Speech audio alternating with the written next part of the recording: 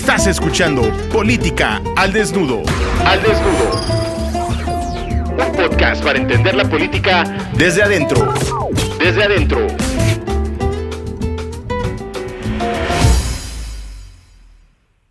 Hola, podescuchas, yo soy David Ramos Félix y esto es Política al Desnudo. Política al Desnudo es un podcast que inicia con el fin de que los que aspiramos a participar en la política de México y sus localidades podamos aprender de los testimonios de quienes ya están en el lugar donde nosotros queremos estar. No es un podcast de políticas públicas, es un podcast de políticos hombres y de políticos mujeres que pueden llegar o ya están en los espacios de decisión más importantes del país. En Política al Desnudo buscamos desnudar los casos de éxito personal de la política mexicana.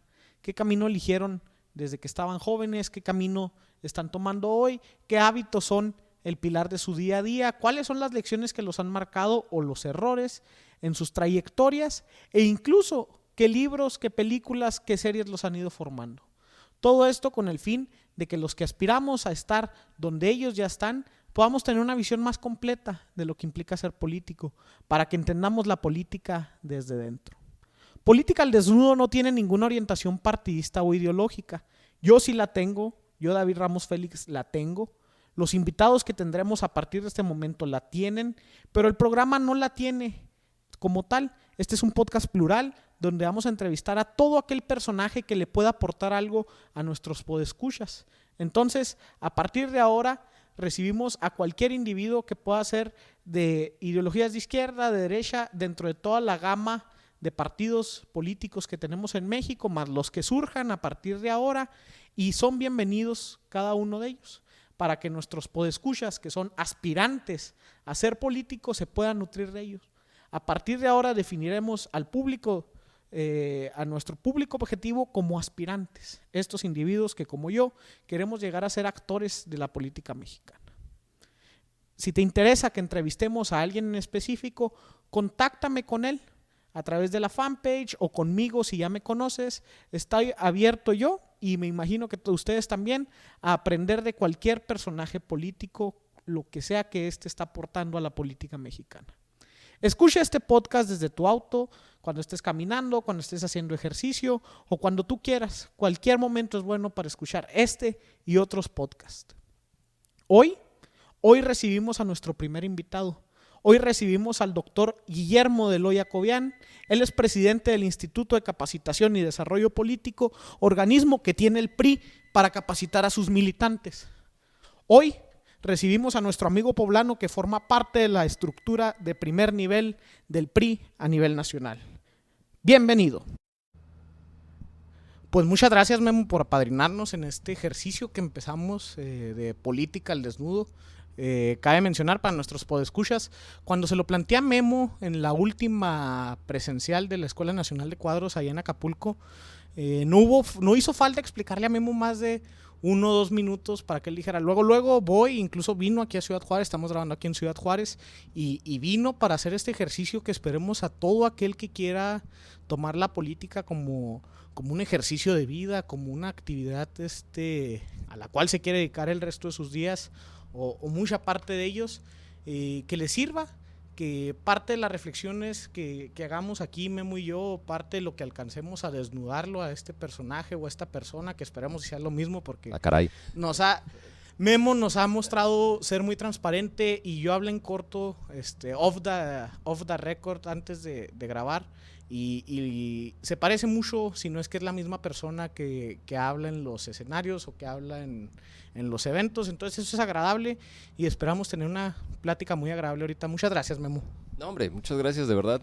Para mí es un privilegio estar aquí con ustedes. Te lo dije cuando tuvimos la oportunidad de platicar allá en Acapulco. De verdad, de los alumnos de la Escuela de Cuadros, mal haría si no hiciera suyas sus propias causas. O sea, yo veo tu interés, yo veo tu brío por poder sacar adelante este proyecto, y pues bueno, ¿qué más que poderlo reforzar? Nada de que padrinazgo de lujo, ni mucho menos. Aquí venimos a platicar como uno más, como un amigo de ustedes, y la verdad es que para mí me interesaba mucho, la verdad me da mucho gusto, y creo que es un proyecto que en la medida en la cual generes opinión y discusión, pues todo esto le hace bien a México en realidad.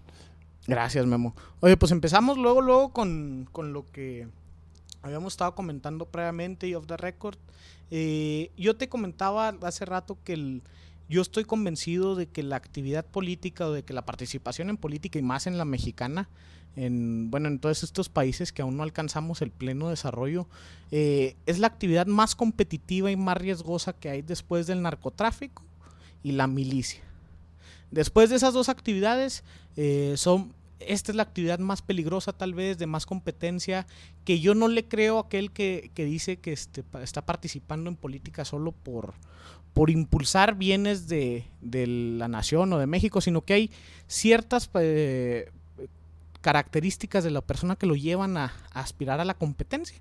No estoy insinuando otro tipo de intereses, sino el simple interés de la competencia, porque si no fuera así, estaría participando en asociaciones civiles, en organizaciones no gubernamentales, donde puede estar el reconocimiento que buscamos a veces los que participamos en política, que yo creo que es de los principales nutrientes de nuestra vida diaria, el buscar el reconocimiento por lo que hacemos o por lo que pudiéramos lograr hacer, pero el que participar en organizaciones de la sociedad civil, en ONGs, da ese reconocimiento, pero no da ese riesgo que a veces afrontamos a que salgan periodicazos, a que estén evidenciando no solo la vida de uno, sino la vida de su familia, de sus seres cercanos.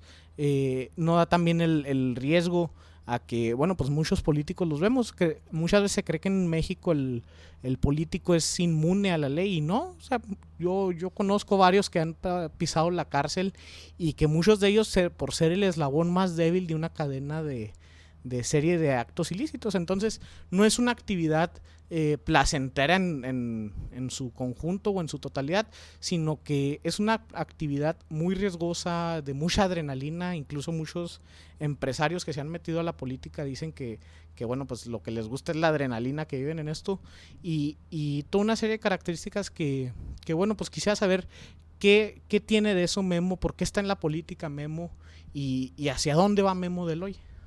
Bueno, yo creo que has dicho muchas cuestiones que sí, evidentemente en el común de la apreciación se dan respecto de qué es y cómo nos planteamos nosotros en la política. Yo lo que creo es que ya no nos podemos equivocar en la motivación que nos hace estar dentro de la política.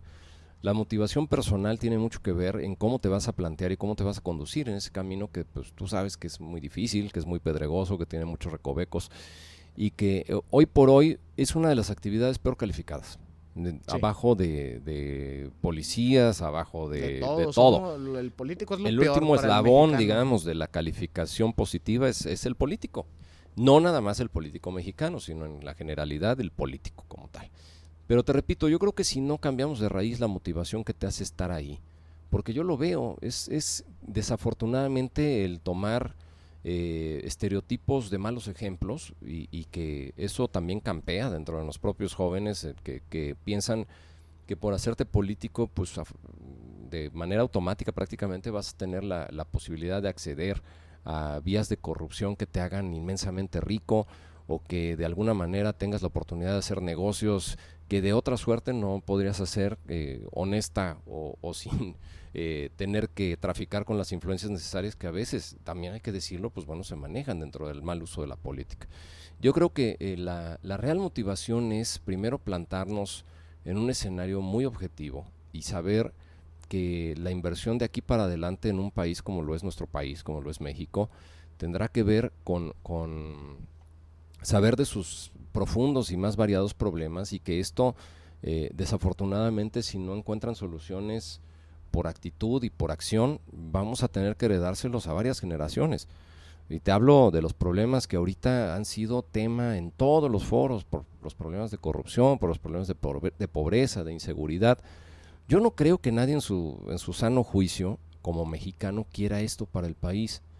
Y sin embargo, seguimos tomando a veces de lo peor y de lo más insanamente ejemplificado de la política, esos parámetros que a veces, pues bueno, nos hacen tener tantos ejemplos negativos como los famosos lores y las ladies, ¿no?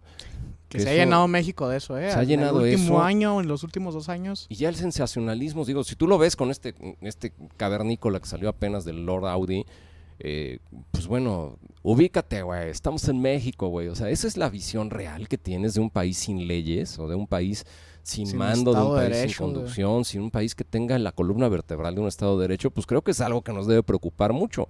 La motivación real de la política de tu servidor, créeme que te lo digo, y creo que ustedes que han tenido la oportunidad de poderme conocer un poquito más personalizadamente, sabe que es precisamente el tener en algún momento la oportunidad real de tener un poder positivo de transformación sobre la vida de muchos quienes de alguna manera también han estado a la espera de que se pueda no nada más ayudar, porque muchas veces el asistencialismo no es lo correcto, sino verdaderamente cumplir con las obligaciones que se tienen como Estado, como legislación, que se tienen como dirigencia en muchos de los casos, como nos ha tocado en este momento, y creo que de no ser así vamos a seguir cayendo en una espiral muy complicada. Memo, justamente ahorita que comentabas eso, quiero enlazarlo con algo que en el primer testimonio que conocí de ti en la Escuela Nacional de Cuadros, creo que para mí fue la explicación del por qué Memo está en política, aparte de esta ambición de ser un agente transformador y de impulsar cambios que a mí también me indignan, por ejemplo, todo este asunto de los lores, las ladies, el lavado de dinero, que aquí en Ciudad Juárez es un tema que explica todas las actividades. Memo, tú actualmente eres el presidente del Instituto de Capacitación y Desarrollo Político a nivel nacional, pero ¿qué ha sido? Y me refiero a qué ha sido no de 10 años para acá o de 5 años para acá, sino desde que tienes noción de la vida, ¿qué ha sido? Creo que cuando nos explicaste un poco de tus orígenes familiares, ahí entendí yo de dónde venían las ganas de Memo de hacer política y desde ahí hasta el día de hoy. Bueno, yo tuve ejemplos muy contrastantes y he estado, te lo comenté hace rato, he estado en lo mejor y en lo peor también, no por haberlo ejercido, porque afortunadamente me puedo apreciar que si de algo me he sostenido desde mi prestigio personal, y eso pues afortunadamente creo que ha estado a prueba de balas, pero yo fui un chavo muy inquieto, yo fui un niño que nació y que creció sus primeros años en una gran plenitud. Mi padre era un político prominente, digamos, de la época, evidentemente muy distinta a la que vivimos actualmente, un político forjado en ese diazordacismo, cheverrismo de los 60, 70, y él llegó a ser secretario particular del señor presidente en ese momento, ya en los últimos meses, de Díaz Ordaz, de Gustavo Díaz Ordaz. Él fue director de Aseguradora Mexicana y pues bueno, era un momento de la política donde yo lo veía de alguna manera también tan encumbrado, tan poderoso, tan ubicado en esas cúpulas que pues bueno, eso te marca de alguna manera también. Lo vi por supuesto como una parte aspiracional, pero también Memo de Loya en su momento vivió la adversidad que te procura, la inestabilidad que la misma política te ofrece. Así como te encumbra, así te lleva hasta la cima, ¿no? Es muy efímero. Uh-huh. Es prestado y créeme que es temporal. Y en ese caso, a partir de los 7 años más o menos que tengo uso de memoria, pues todo fue un camino de mucha adversidad personal. La situación económica familiar se fue un poco se fue bastante a flote. Sí, 7 años. Pues entonces quiere decir que conscientemente no disfrutaste mucho de la trayectoria de tu padre. No, te digo, yo lo tenía como un referente infantil, pero a fin de cuentas, el poder también experimentar ese descenso tan súbito que te propicia, te repito, a veces estar en este ejercicio de política, es algo que agradezco actualmente. Lo recuerdo y no lo veo ni remotamente con una cuestión de nostalgia, ni mucho menos de resentimiento. A mi padre, después de haber sido todo, le fue de la patada. Entonces, ahí es donde la situación económica familiar se vino a pique y yo me obligué a partir de la adolescencia, ya pues digo, empezó a los 7 años, y al llegar a los 13, 14 más o menos es cuando hizo la peor crisis.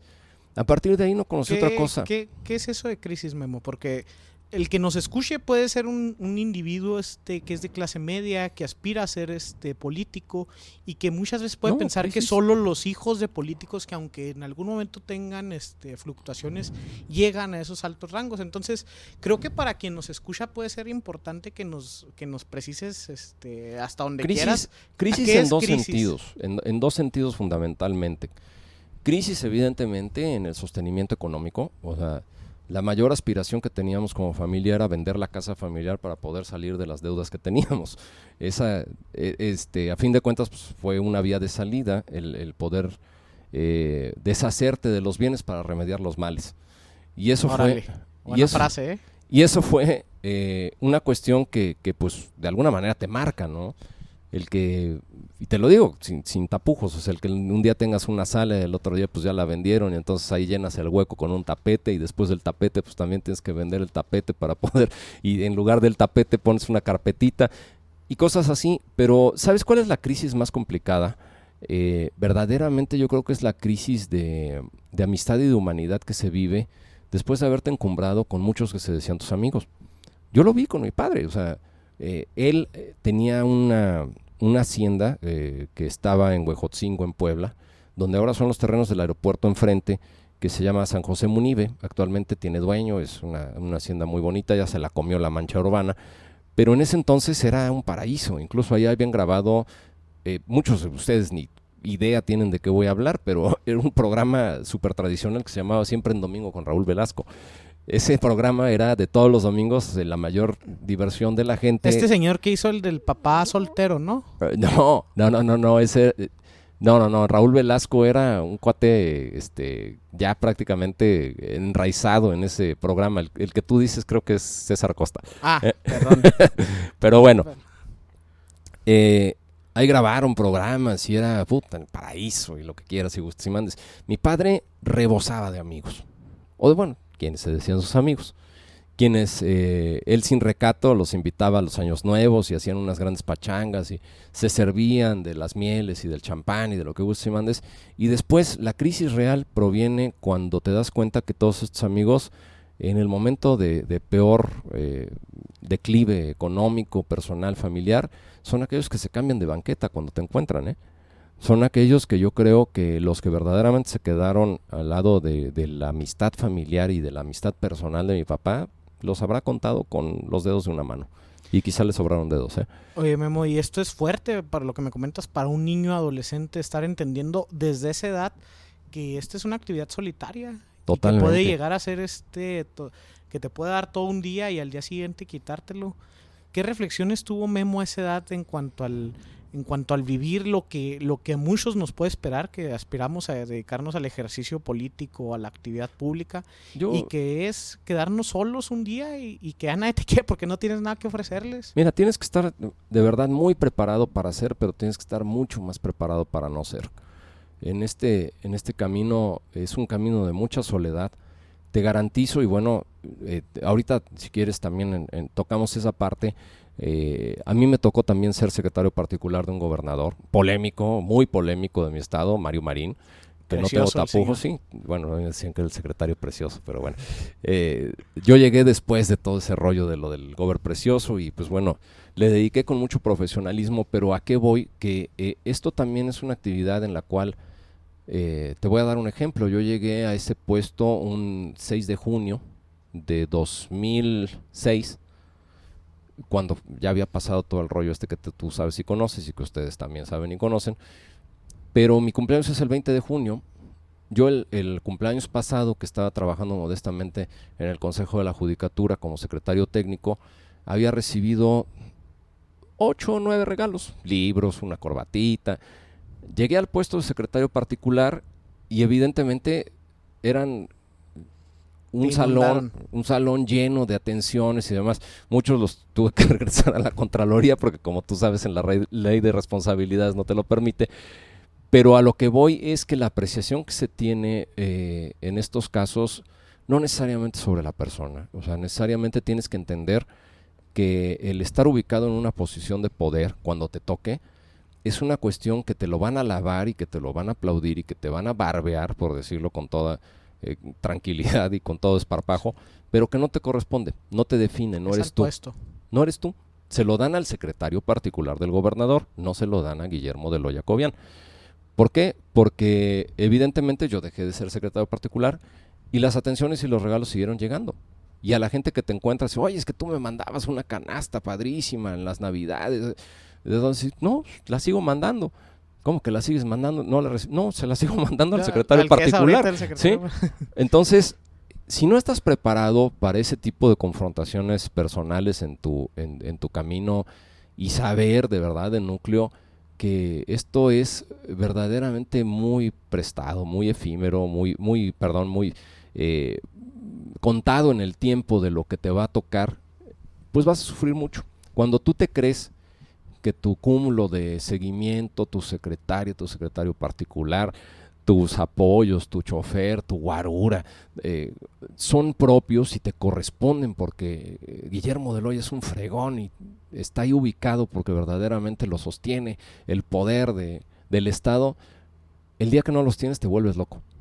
Y eso, afortunadamente, me preguntabas que qué pensaba un niño de 7 años, lo agradezco profundamente porque me preparó precisamente para ese tipo de momentos. Yo supe lo que era tener, lo que era no tener, yo supe lo que era rebosar y lo que era carecer, y en ese entendido, pues bueno, la verdad es que no tengo más que gratitud por lo vivido, porque siento que de alguna suerte me forjó y me templó para estar preparado para cosas que seguramente vendrán. Yo, por supuesto que tengo perspectiva, por supuesto que tengo ambiciones, como todo ser humano las tiene, pero no en la óptica ni en la necesaria ambición desmedida que muchos tienen del poder llegar para poder tener.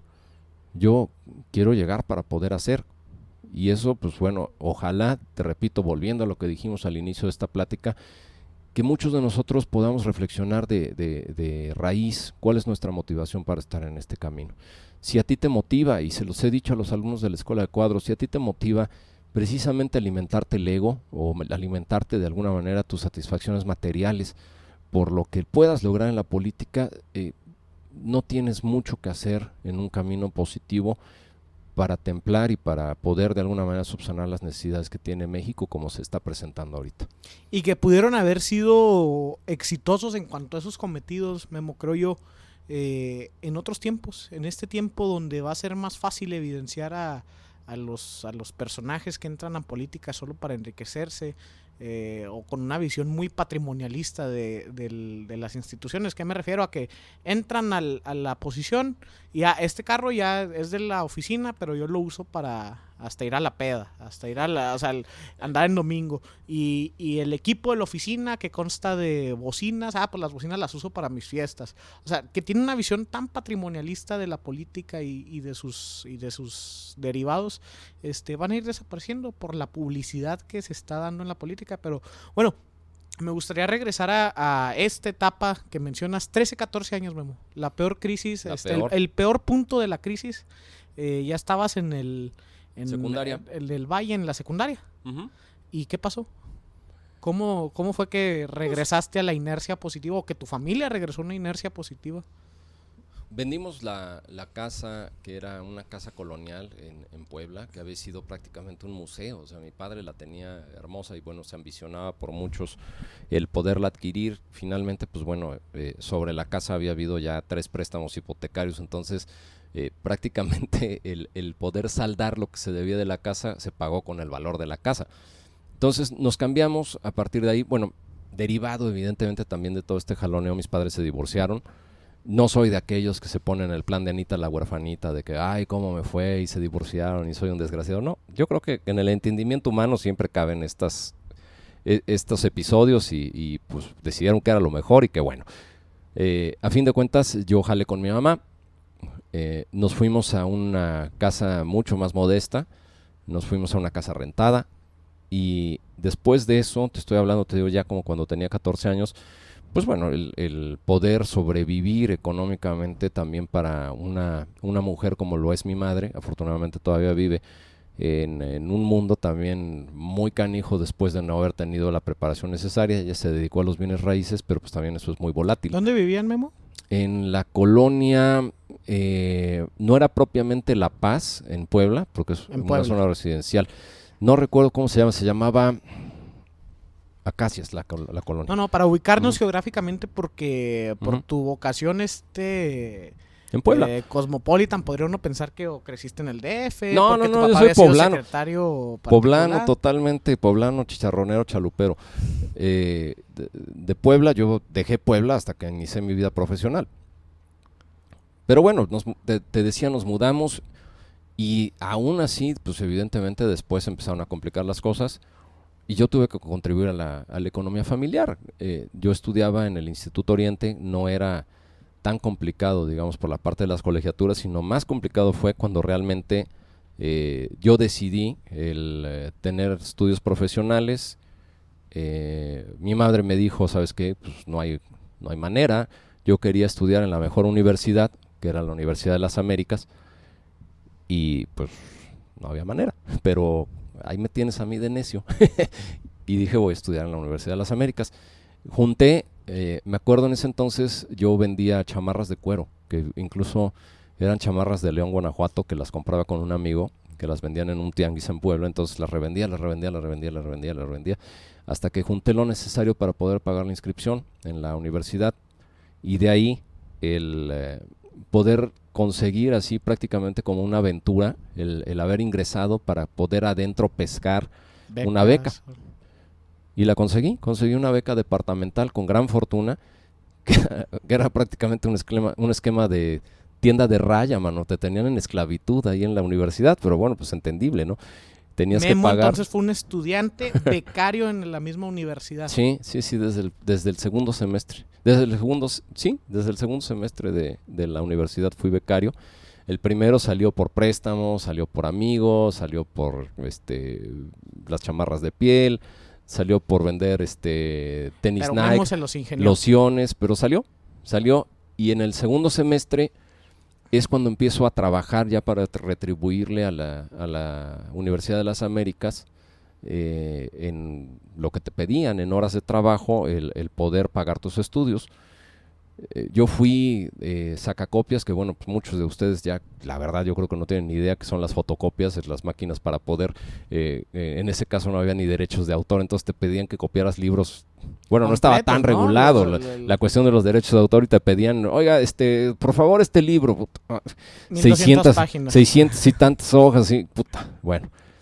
Yo salía del salón de fotocopiado y los ojos se me hacían todavía así, de uno al lado.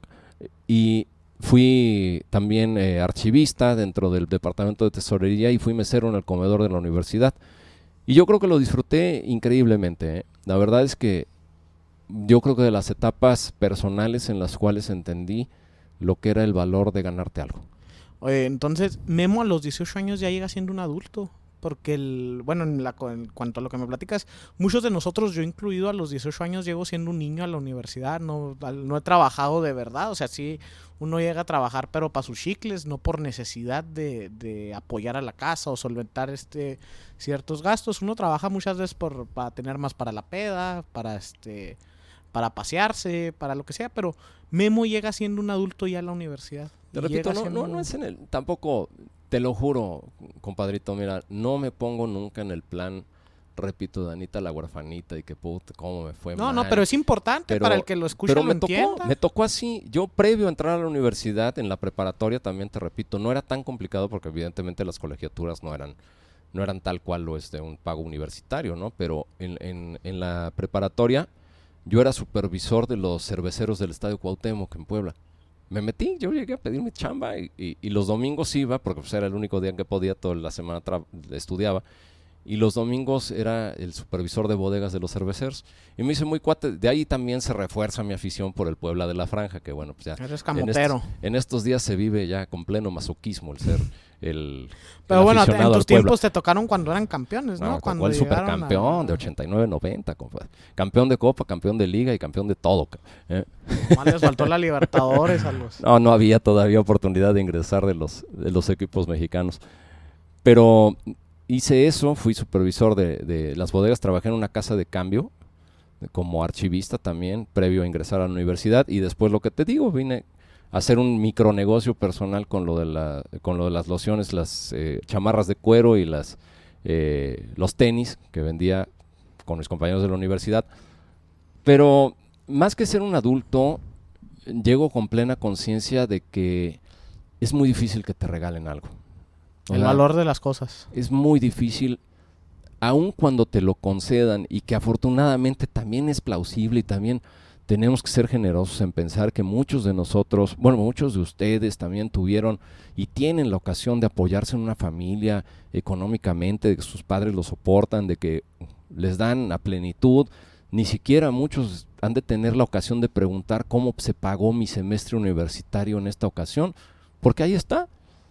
Sin embargo, eso ocurre, pero el poder generar una conciencia personal de que de algún lugar salen esas cosas, ya sea que te las concedan o ya sea que te las ganes, ninguno de los caminos es reprobable, sencillamente te tocó así, o ganártelas o disfrutarlas, pero cuando las disfrutas yo creo que tienes la doble obligación de poder ser agradecido y de en algún momento tener la ocasión de retribuirte y retribuir a quienes te han ayudado y quienes han estado ahí. No es muy distante de lo que pasa en la política, porque muchas veces hay quienes generosamente te abren la puerta, hay quienes en algún momento creen en ti, hay quienes en algún momento reconocen de tu dedicación, de tu necedad, de tus talentos y te dicen pásale. Al igual que en la vida, a muchos les tocó ganárselo, a muchos les tocó de gratis, pero yo creo que lo que tú puedas transformar positivamente en esa conversión y en esa idea personal por ser agradecido ante el camino que se te pone enfrente, creo que es algo que nosotros debemos reflexionar. Bien. Memo, regresemos. Estás en la universidad. ¿Nos repites, por favor, qué estudiaste Yo de estudié licenciatura? la licenciatura en Derecho con especialidad en Derecho Fiscal. ¿Qué te marcó de ahí? ¿Ya era Memo un alumno grillo, un alumno organizado? Sí, fui presidente de la sociedad de alumnos, ¿cómo no? Me la rifé contra otros que querían y les hice campaña negra y les ganamos. La verdad es que tenían mucho de dónde. Pero sí, siempre fui un interesado en la participación. Entonces, Memo, presidente de sociedad de alumnos, hasta ese momento invicto en elecciones. Sí. Órale, porque eso es importante, ¿eh? Mucha gente que nos escucha. No he ido a muchas, nada más a la de la sociedad de alumnos, las otras han sido en grado aspiracional, pero bueno. Muchos de los que nos escuchan, y yo incluido, nos ha tocado participar en elecciones y perderlas, y luego después ganarlas. Entonces, pues vamos a ir abonándole ahí también a los que desde que ahorita que nos escuchan 17, 18 años que aspiran a dirigir las sociedades de alumnos de sus universidades, de sus facultades o programas de licenciatura en estas universidades que se manejan de modo departamental. Bueno, pues vayan tomando conciencia que desde ahí se marca el camino. Muchos políticos ya vienen como tú en este caso desde la universidad o incluso desde la preparatoria. En la preparatoria no se te dio lo grillo. También, iba a ser también presidente de la sociedad de alumnos, pero ahí sí los padres jesuitas me boicotearon porque decían que era un perfil muy peligroso, que era muy manipulador de conciencias. Entonces sí, ahí sí había represión, mano. Entonces me dijeron, o te bajas de la candidatura o vas para afuera, compadre. Entonces yo no podía tomar ese riesgo. La verdad ahí sí me agaché. Y no me agaché por otra cosa, sino porque, puta, imagínate, te digo, en ese poco sostenimiento que tenía económico y familiar, salirme de la escuela hubiera sido mi suicidio. No, hay que elegir las batallas que uno libra, ¿no? Y esa batalla no era mía, definitivamente. No era tuya. Oye, entonces regresemos. Acaba la universidad, ¿algún hecho trascendente que quieras mencionar de tu paso que te haya formado a ti y que crees que le pueda servir a nuestros podescuchas? Bueno, sin duda, yo tuve la necesidad de tocar puertas antes de salir de la universidad.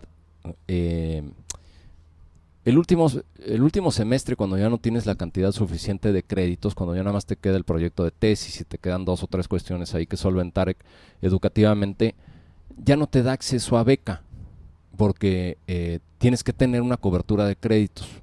Entonces esos los tenía que pagar. Yo llegué, como dirían en SAFE, al último momento de la carrera para poderme graduar.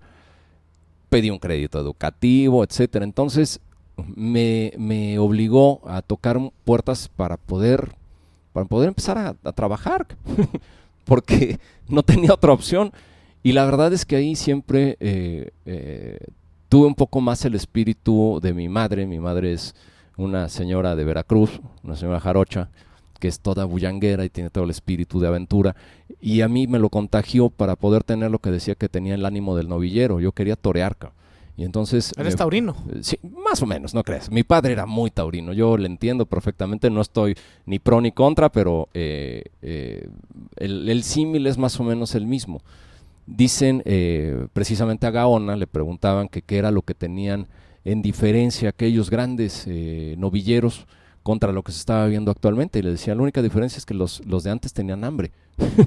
Entonces, en este caso, la verdad es que yo tenía hambre, en muchos sentidos, hambre de poder sostenerme, de poder triunfar, de poder tener una carrera ya pagada, porque pues, a fin de cuentas le debía los últimos 2 semestres, y toqué muchas puertas, entre ellas una de la Procuraduría General de Justicia del Distrito Federal, donde me le fui a sentar 5 días seguidos a Gerardo Perdomo, que era, en paz descanse, que fue el que me contrató, para poder pedirle un trabajo. Y me dio la oportunidad, me acabó dando la oportunidad, y yo, cuando me programan el examen profesional, que fue un 19 de mayo, yo entré a trabajar el 15 de mayo a la Procuraduría del Distrito Federal. Entonces, para mí era un conflicto venir a presentar el examen profesional porque eran mis primeros 4 días de trabajo. Pero al final de cuentas me dieron la oportunidad y pues bueno, presenté el examen y ya me regresé felizmente a mi trabajo. Fue una época también bien complicada, bien difícil. Pero nuevamente te repito, ese inter en el cual te das cuenta del valor real que tiene el poderte ganar algo en la vida es cuando de verdad al momento actual lo agradeces, te forja. ¿Y qué te puedo compartir? Pues bueno, te puedo compartir que el camino, en ese caso, pues era evidentemente burocracia, no era ni necesariamente política. Pero el camino en la política es igual. Verdaderamente, hay veces que es tanto tu tesón, tu empeño y tu dedicación que acaba rompiendo cualquier barrera. A veces de las que parecen infranqueables, de las del favoritismo, de las de la del poco mérito, de los que aquellos que llegan, como dicen, por el elevador cuando tú vas subiendo por la escalera. Tu necedad personal es la que te sostiene. Y la tenacidad. Y luego, ¿cuánto tiempo pasa porque eres doctor, cuánto tiempo pasa Sí. entre que acabas la licenciatura y luego empiezas tu posgrado 1, que fue la maestría, que leí por ahí?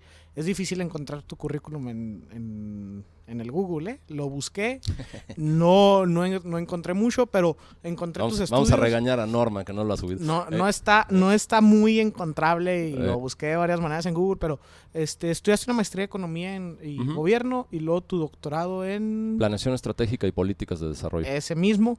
¿Cuánto tiempo pasa entre que estudiaste la licenciatura y llegas y estudias estos posgrados que bueno, pues le sirve a nuestros podescuchas porque el estudiar, el seguir estudiando es una vía para muchos para poder llegar al poder?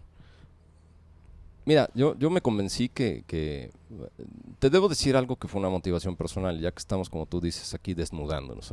Qué bueno que no hay cámaras, porque bueno, no es literal, no lo pero crean. el micrófono lo puede percibir. No tienen la Memo. culpa tus ojos, man. Pero bueno, la idea de esto es, en una confesión personal, mi padre fue un hombre avasalladoramente inteligente. Pero avasalladoramente.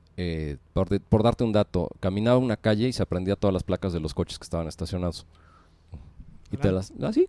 Pues cosas... Era memoria fotográfica. Memoria fotográfica, te de recitaba te recitaba poemas, pedazos de 30 hojas seguidas de un libro, cosas así se aprendía. Fue un hombre avasalladoramente inteligente que de alguna manera también, como seguramente a algunos de ustedes les ha pasado, entras en una insana competencia hasta familiar. ¿Por qué? Porque pues bueno, yo nunca me consideré con esos adeptos y mi única forma de equipararme o de alguna manera de armonizarme con el conocimiento de mi padre fue estudiar, cosa que a él no le costaba ningún trabajo. O sea, él se aprendía un libro en media hora y yo me tardaba 3 días quizá. Pero el estudiar también para mí fue un reto en el poder, siempre fue mi sueño el poder ser doctor, el poder doctorarme, y lo quise hacer en el extranjero. Desafortunadamente tampoco se me dio por la cuestión económica.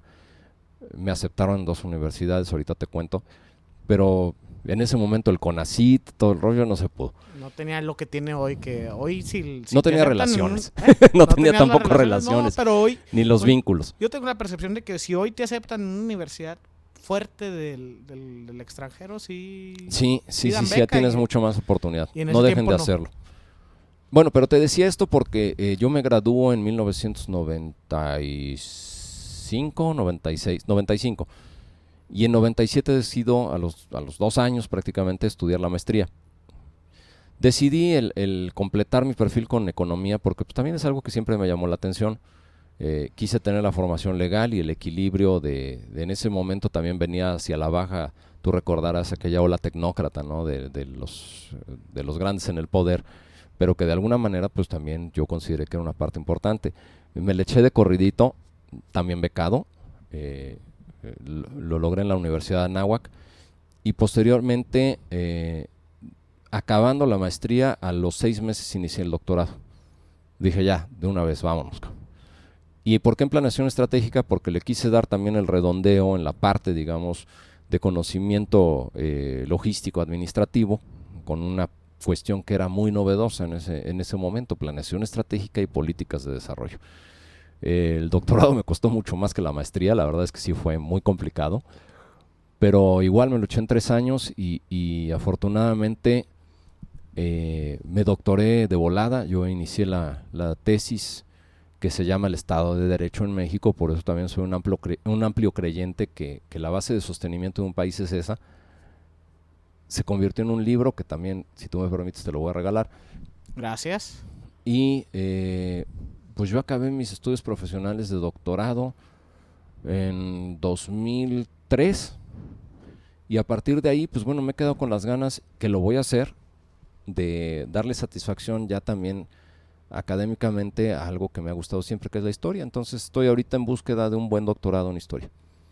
Oye, ¿y a qué horas va a ser política, Memo? Pues hay que robarle tiempo al sueño, ni modo. ¿Cuántas horas duerme Memo al día? 3, 3 horas 4. duerme Memo al día.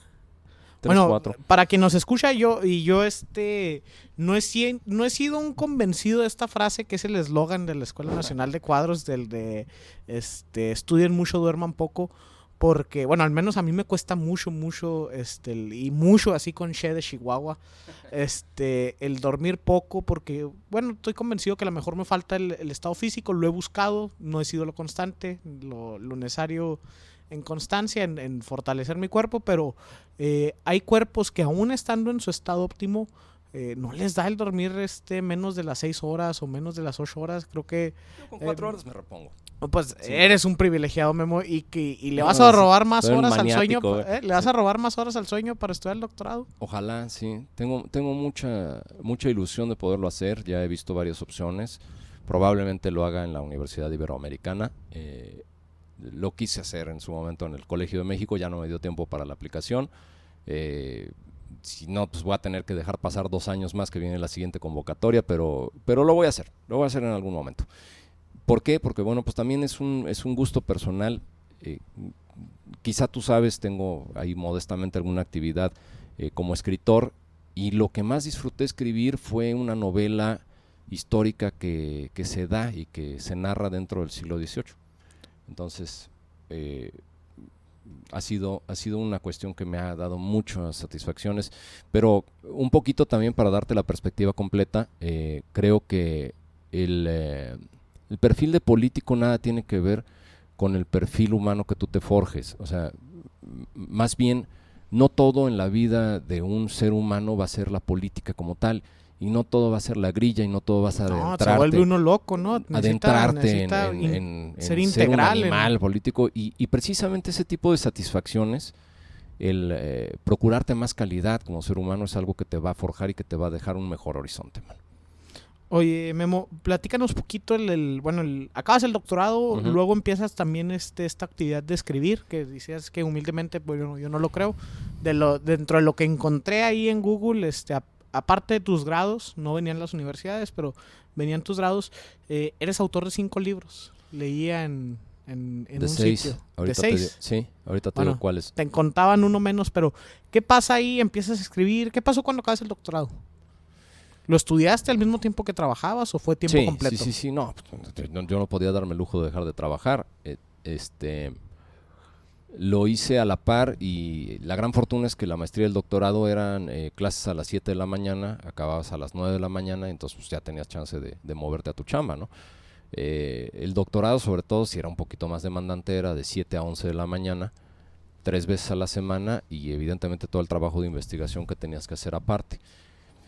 Pero, pues, digo, no hay fórmulas para esto, o sea, en realidad tuve varias cuestiones que se alinearon, tuve jefes que eran comprensivos y lo suficientemente generosos como para dejarme estudiar y pues bueno, tuve la dedicación personal para poderlo sacar de volada, porque también es algo que si lo dejas colgado, ahorita tengo compañeros que estudiaron el doctorado que no se han doctorado. Como les encanta que les digan candidatos a doctor, Candidato ¿no? a doctor. O sea, acabas la parte curricular de estudios, pero no la haces tesis la dejas colgando. y no la sustentas, que es la parte más fea. Cuando yo la sustenté fue una masacre, cabrón. No, pues sí me imagino. Yo con la pura tesis de licenciatura me di un tiro. Y era tesina, no era tesis propiamente. Yo estuve con... mi sínodo fueron 7 doctores. 2 de ellos que yo creo que eran en su otra vida carniceros, o uno ha de haber sido Fray Torquemada, cabrón. Me tuvieron de las 7 de la mañana a las 4 de la tarde en el examen. Estábamos en un día de noviembre, si mal no recuerdo fue un 22 de noviembre, allá en la Universidad Anáhuac del Norte, ahí en Lomas Altas, en Huixquilucan, que ahí se pone a bajo cero, cabrón. Entonces llegamos al examen a bajo cero, cabrón. Y sacábamos un mito, parecía como la Oye, bajo cero, 9 horas. ¿Qué se hace en 9 horas de un examen? Memo? Te dan con todo, cabrón. ¿Es el defender tu tesis durante 9 horas? Sí, cada uno, pues te digo, eran 7. Me llevó más o menos 1 hora de exposición. Y cada uno se echó como 1 hora, un poquito más. Oye, y hablemos libremente, que te veo con ganas de decir cabrón varias veces y como que se te queda retenido. No nos está escuchando Gobernación, eso espero, sería un honor que nos escuchara Gobernación. Saludos. La gente que nos escucha creo que tiene cierto grado de madurez, entonces no importa, fluyamos en cuanto al vocabulario que queramos usar. Lo que se quiera salir, que se salga. Entonces, acabas esto, empiezas a escribir. Trabajaste durante el doctorado. Sí. ¿Empezó ahí tu carrera política o lo que podrías considerar como tu carrera política? Porque antes pues había sido burocrática. Mi carrera política se da a razón de que yo me vinculo con un personaje poblano, que ya también en paz descanse, que se llamaba Ángel Aceves Saucedo. De hecho, en gratitud al doctor Ángel Aceves Saucedo, y por también un mix ahí que hice con varios personajes, el principal personaje de la novela La Patria Asediada, que es la novela, se llama Teniente Coronel Urbano Saucedo Ollón. Entonces, imagínate qué trascendente fue Ángel Aceves para que lo tuviera presente para un personaje dentro de una novela. Y te digo que ahí empieza mi carrera política, porque él es el que me vincula con varios actores en ese momento de la política real, entre ellos Roberto Madrazo. Yo con Roberto Madrazo me incorporo por instrucción y recomendación de Ángel Aceves, me incorporo a la campaña presidencial como su secretario técnico. E hicimos un grupo ahí muy interesante, que éramos los que llegábamos a las 5 de la mañana a la Sport City, porque él no sé, ahorita la verdad es que tiene un rato que no lo veo, que por cierto fue su cumpleaños hace unos días, pero era un deportista nato. No tienes idea, o sea, 5:45 de la mañana ya estaba corriendo. Entonces a las 5:45 de la mañana ya tenías que haberle pasado su tarjeta. Ahorita no había había correo electrónico, pero no había dispositivos ni nada. Le tenías que pasar su tarjetita con las líneas, digamos, discursivas del primer momento de la mañana, que era cuando se bajaba a desayunar al Garabatos, que estaba ahí en la Plaza Loreto. Entonces, pues era 5 de la mañana todos los días. ¿Y no se te pegó algo de eso, Memo? ¿Te ejercitas tú? Sí. ¿Diario? Sí. Procuro, no necesariamente, pero unos 3-4 días a la semana. Oye, bueno, entonces volvamos. Era la campaña presidencial ya de Roberto Madrazo. Y ya a partir de ahí es donde me vinculo de lleno, ¿no? Ya después, bueno, pues viene la vida de partido que... Oye, pero detengámonos poquito, entonces quiero abordar ahí con Roberto Madrazo. Algunos, muchos priistas no lo recordarán célebremente porque pues nos llevó al tercer lugar en los resultados presidenciales. Sí, fue muy complicado. Fue una elección muy complicada donde ya... Y la mano del Bester ahí fue terrible. Que se fue al otro lado. He leído de este libro de Luis Carlos Ugalde, de Su Verdad, en cuanto a su paso por el IFE, y que cuenta cómo desde el 2000 ya venía muy marcada esta pelea o esta rivalidad del Bester, que primero había sido una alianza muy muy sólida, romántica incluso, y que después hubo el quiebre. No, eso dicen. Bueno, no, romántica no me refiero a la cuestión amorosa o carnal o sexual, no me refiero al de mucha fuerza y de ideas compartidas y de ideales compartidos, los que fueran, y cómo, bueno, se fue dando ahí. Pero no, yo quiero puntualizar en algo que a mí se me hace, que lo platicó quien fue 2 veces presidente municipal aquí en Juárez, y fue una tercera vez candidato, que contaba de la gran capacidad política de Roberto Madrazo, que pues no pasará a la posteridad tal vez dentro de nuestras memorias, pero de su gran capacidad política al grado de que llegaba a juntar a sus 5 exesposas en la cena navideña.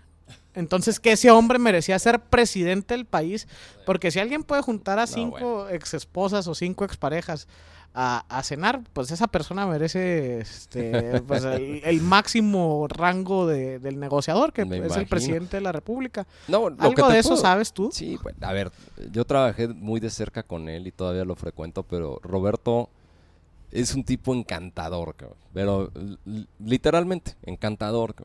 Te habla y te cuenta y te abraza, y mientras te habla te agarra el brazo y te dice, mira, Memo, y no sé qué. Es un tipo, era un verdadero y auténtico encantador de la política, y desafortunadamente alrededor de todos esos encantos, pues bueno, había también un cúmulo de resistencias y de factores adversos de la real política, incluida la propia maestra Elvester, que pues fueron los que dieron al traste cuando en algún momento se quiso meter trastocar privilegios de quienes en ese momento eran virreyes, que eran los señores gobernadores. ¿Eran? Pues yo creo que sí, eran, porque ya no veo momento ahorita como para que puedan hacer lo que su santa voluntad les dicte. Y que se hicieron en los sexenios del PAN. Totalmente. Quienes tenían el control real y el dictamen, digamos, de los rumbos priistas eran los gobernadores.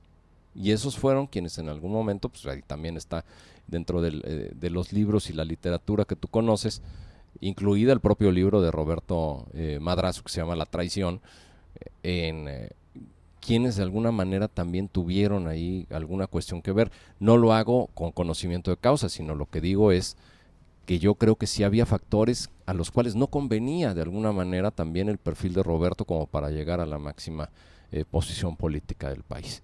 Muchos se hicieron guaje, muchos no, y muchos sí ayudaron. Y ayudaron, por ejemplo, con cuestiones reales el actual presidente de la República. O sea, el licenciado Peña Nieto ahí fue también un abocado de la propia campaña priista, y se la rajó y se fajó con todo. ¿No? Sí, se la rajó y se fajó con todo.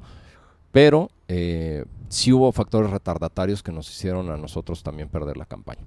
Y bueno, repito, la mano de la maestra fue contundente. Determinante. ¿Qué pasa después de que se pierde esa elección, Memo? ¿Qué piensa el Memo del 2006? No, pero espérate, es que ahí te falta un tramo de información.